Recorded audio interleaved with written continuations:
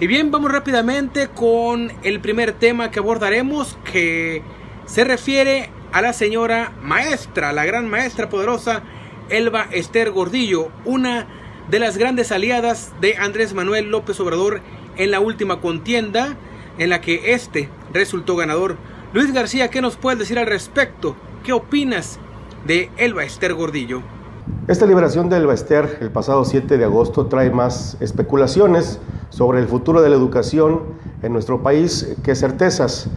De entrada, Andrés Manuel López Obrador ratificó que se echará abajo la reforma educativa y que se realizarán consultas entre la SEP, el Sindicato de Maestros, la Coordinadora de la Educación y la sociedad en general. Todavía no se termina de aplicar la reforma de Peña Nieto y la nueva de Andrés Manuel se aplicará seguramente sobre la marcha del siguiente gobierno. Esto es hasta el nuevo año escolar 2019-2020. Los maestros se siguen quejando de que les piden trabajo que no les corresponde y que no les pagan, que no hay la suficiente capacitación y que no hay material, equipo ni infraestructura para desarrollarlo. Elba Ester Gordillo saldrá a declarar el día de regreso a clases de este nuevo periodo escolar, el 20 de agosto. ¿Y qué va a decir? Que se retira de la vida política, que no quiere regresar a retomar las riendas del sindicato. ¿Realmente creeremos esto? ¿O señalará que su encarcelamiento fue por una revancha política, por manifestar su rechazo a la reforma educativa de Peña Nieto y que retomará las riendas del sindicato? ¿O será invitada a colaborar como asesora de la presidencia de Andrés Manuel López Obrador en materia de educación? Elba Ester tiene 73 años, pero estos 5 años a la sombra del poder no creo que la hayan doblado. Liborio, ¿cuál es tu apunte en relación a la máxima líder o ex líder del CENTE? En el tema del Elba Ester Gordillo, la reciente liberación del ex líder del CENTE es sin duda el peso político que ejerce ya Andrés Manuel López Obrador, sin ser aún el presidente de la República constitucionalmente. La excarcelación de esta polémica mujer empoderada en el magisterio por muchos años refleja claramente que después de 5 años y meses de estar bajo proceso, el gobierno de Enrique Peña Nieto se excedió con la profesora Ester Gordillo. Peor aún, nos presenta una justicia mexicana ineficiente al no poder comprobarle los delitos imputados, como lo es el lavado de dinero, y mantenerla al menos en prisión domiciliaria. En el ámbito político local, la alcaldesa de Tampico, Magdalena Peraza, celebró la liberación y ponderó a la lideresa del Sindicato Nacional de Maestros el trabajo y apoyo en favor del magisterio mexicano, lo que anticipa pronunciamientos similares en todo el país. Eso se puede interpretar como que la profesora Elba Ester Gordillo no está fuera de la esfera política. Seguramente será una eficiente coach para el próximo mandatario de los mexicanos, Andrés Manuel López Obrador, sobre todo en el tema de modificar o echar abajo la reforma educativa impulsada en este sexenio que ya termina. Esperemos qué le dice Elba Ester Gordillo a los medios informativos este próximo 20 de agosto. Su opinión y posición seguramente será de reconocimiento y esperanza al régimen de López Obrador. Mientras tanto, la educación estará en un péndulo su futuro. Isaac, con mucho gusto escuchamos tu comentario referente a Elba Ester Gordillo. ¿Qué tal, amigos? David, compañeros, retomando otra vez el cubo de cristal después de unas inmerecidas vacaciones, empezando con el tema de la liberación de la maestra Elba Ester Gordillo, ex líder sindical del Sindicato de Trabajadores de la Educación. Yo creo que lejos de reflejar el poder político de Andrés Manuel López Obrador, que es obvio y que es un hecho, que es una realidad, con la liberación de Elba Ester se puede leer que, bueno, finalmente sí fue una aliada de Morena, del proyecto de López Obrador en la campaña anterior, y bueno, de incrustarse ella en el gabinete de AMLO, una vez que tome posición a partir del 1 de diciembre, pues el país corre el riesgo de regresar al pasado en cuanto al tema educativo, porque recordemos que con Elba Ester Gordillo las plazas que se otorgaban a los maestros pues era producto de tráfico de influencias, de palancas de los mismos integrantes del sindicato. Incluso se llegó a denunciar que quienes vendían las plazas de maestros, aún a personas que ni siquiera tenían la prepa ni secundaria. Entonces yo creo que con el regreso del Bester Gordillo, en caso que se dé al sindicato, el país puede dar un retroceso muy grande, sobre todo ahora cuando la reforma educativa, bueno, ya está dando frutos. Tiene al menos 2 años que los jóvenes que están egresando de las normales superiores, al menos en Tamaulipas, al menos las últimas 3 o 4 generaciones, han concursado en la Secretaría de Educación con un examen de oposición, y eso les ha valido que les otorguen sus plazas para estar al frente del grupo, algo que no se hacía cuando estaba el Bester Gordillo al frente del sindicato. Es decir, en la actualidad las plazas de maestros se otorgan a profesores realmente capacitados y realmente con un título o licenciatura en educación. Antes se las otorgaban a los familiares, amigos del sindicato, y las vendían. Eso quieren los mexicanos, regresar a eso. De por sí la educación en México no anda bien, y con un retroceso de esa magnitud podría arrastrarnos a un retroceso inimaginable. Pero bueno, queda en nosotros el poder, el dejarnos o dejar que pase como ha pasado muchas cosas y nadie levanta la voz. 43 municipios de Tamaulipas serán renovados, algunos, muy pocos, tendrán la oportunidad de servir a los tamaulipecos en sus respectivas ciudades. Los cabildos, los regidores, ¿qué nos pueden decir particularmente de los del sur de Tamaulipas? Luis, te escuchamos. Bueno, solamente muy pocos regidores merecen la pena. En teoría, un regidor debe estar comprometido con los ciudadanos y al formar parte del cabildo de un ayuntamiento debe ser apoyo o contrapeso del presidente, trabajar vigilante de las acciones del gobierno y que se apliquen los recursos como se debe en favor del ciudadano. Sin embargo, en la práctica, un regidor tiene la imagen de un beneficiado o un recomendado de políticos y que no trabaja, que solo está para ir a cobrar por un favor político o económico que le hicieron precisamente al candidato en campaña. De esos todavía hay muchos, los estamos viendo en estos periodos, y seguramente así será en los siguientes gobiernos. No se va a acabar.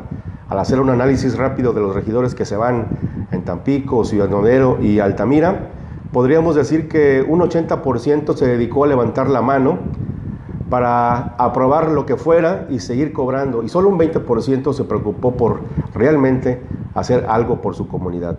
Sus gestiones se basaron en el de los de la mayoría, en hacer descuentos de infracciones, firmas, y sus informes en repetir el trabajo de las diferentes direcciones o secretarías que tenían por comisión, pero nada de trabajo de ellos.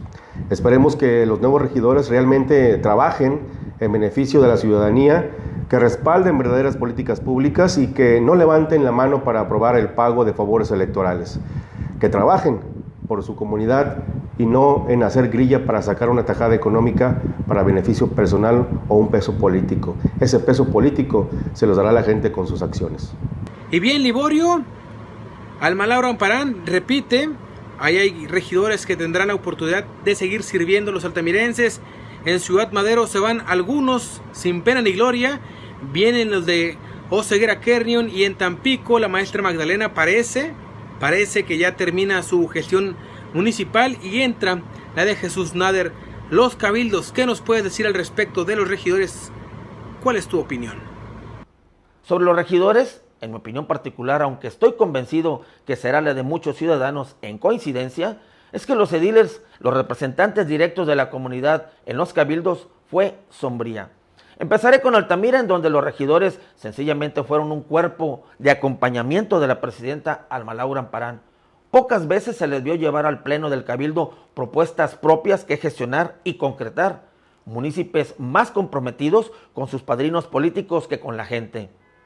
En Tampico, lo que se ve no se juzga. Fue por mucho el cabildo más activo, pero solo destacando muy pocos de ellos, mencionando como verdaderos críticos y contrapeso de la profesora Magdalena Peraza a los regidores Teresita de Jesús Sosa, José Antonio Heredia, Néstor Cervantes y América Sandoval.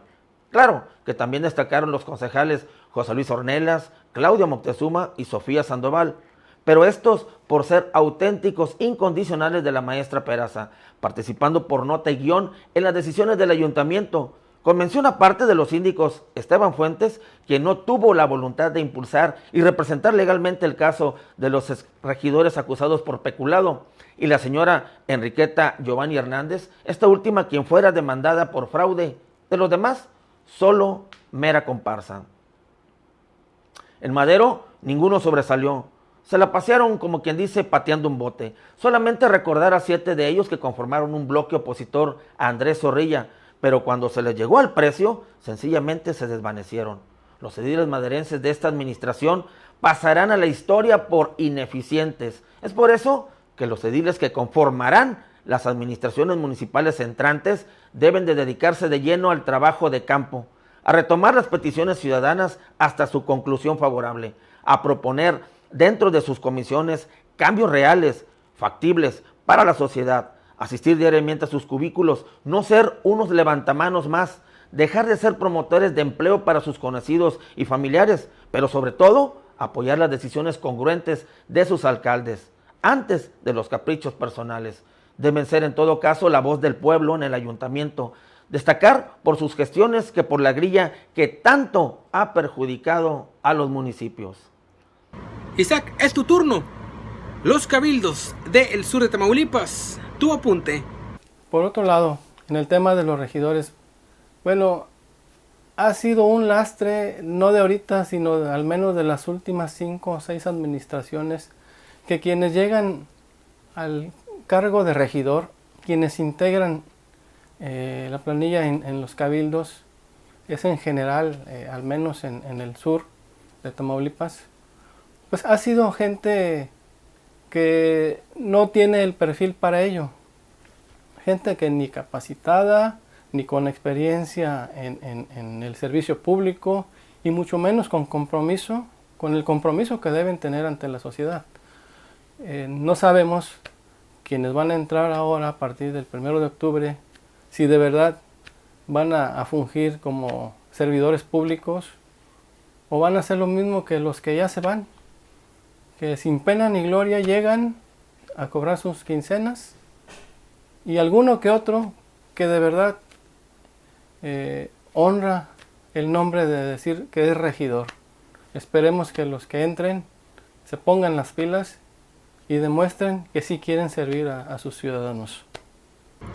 Y bien, antes de terminar, queremos escuchar la opinión de Luis García, director de Reporte Noreste, sobre el trabajo, sobre la función, sobre la operatividad de los titulares de la Oficina de Comunicación Social entorpecen o facilitan la labor de los medios de comunicación. Luis García, déjese caer. A diferencia de Altamira, Tampico y Ciudad Madero tendrá nuevos gobiernos y entre todos los funcionarios que serán designados se encuentran los encargados del área de comunicación social. Para algunos presidentes municipales que hemos visto pasar, este departamento solo sirve para elaborar boletines y difundirlos en los diferentes medios, cuando en realidad se trata de un área muy importante que sirve para difundir las políticas públicas del gobierno y ser un enlace con la sociedad y con medios de comunicación en particular, y quienes reportean diariamente lo que nosotros llamamos en el argot periodístico la fuente de la presidencia. Pasamos buenas gestiones en este sentido en la zona sur de Tamaulipas con los gobiernos que salen y el que repite en Altamira. Comunicación social no debe ser un filtro, no debe ser una barrera o bloqueo para no acercarse al presidente o los funcionarios. Los nuevos encargados de comunicación deben tener la suficiente capacidad de gestión para que el reportero acceda directamente con los funcionarios y haga las preguntas que sean necesarias. De lo contrario, regresaremos a gobiernos autoritarios en los que solo se declaraba y se reporteaba lo que ellos querían y cuando así lo disponían. Esto ya no es así. Ni el presidente ni los funcionarios son inalcanzables. Que cumplan lo que dicen en campaña, que tendrán gobiernos abiertos para todos y no que al llegar al poder se cierren y solo hablen de lo que ellos quieren y cuando quieren. Las cosas han cambiado para los medios de comunicación, seguramente lo estamos viendo de unos años para acá.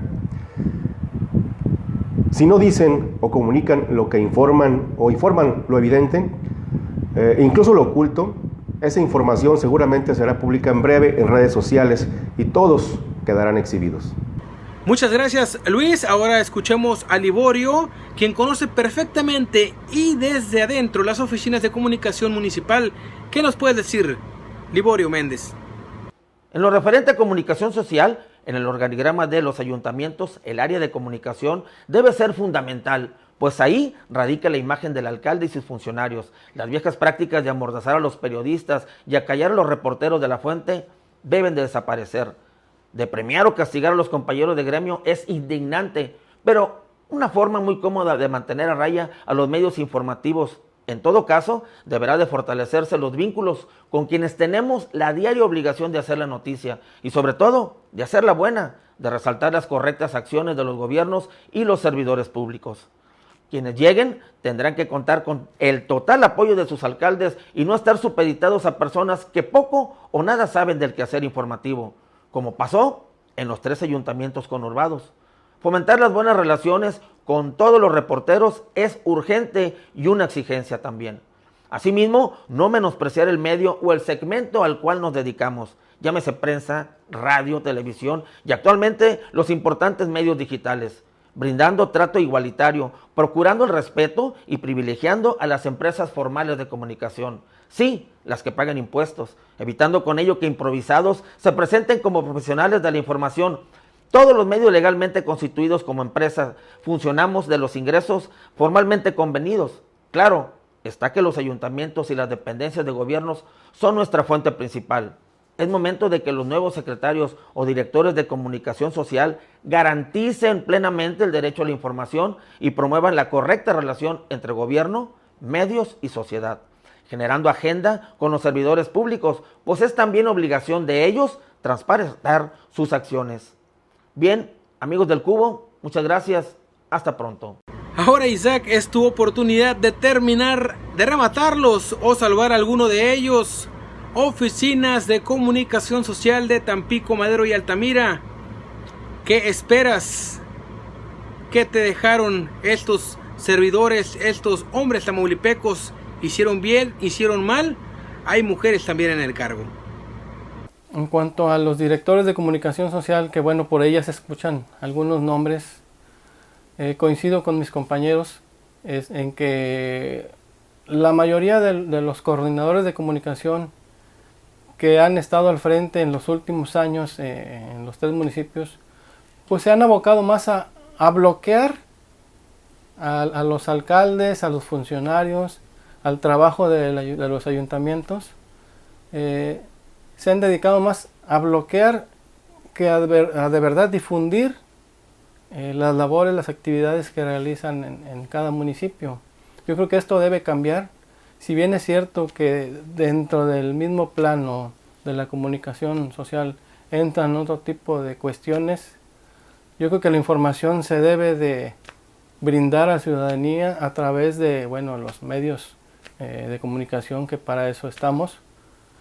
Pero deben de llegar personas realmente capacitadas para ello y con experiencia precisamente en el área, porque en ocasiones llegan, como siempre, amigos o recomendados de alguien y después vienen los problemas de los propios alcaldes, porque la comunicación no se da bien entre emisor y receptor, es decir, entre quien realiza la actividad oficial de los municipios y la ciudadanía, cuando debe haber un buen puente entre la información y las actividades de un gobierno municipal, estatal o federal.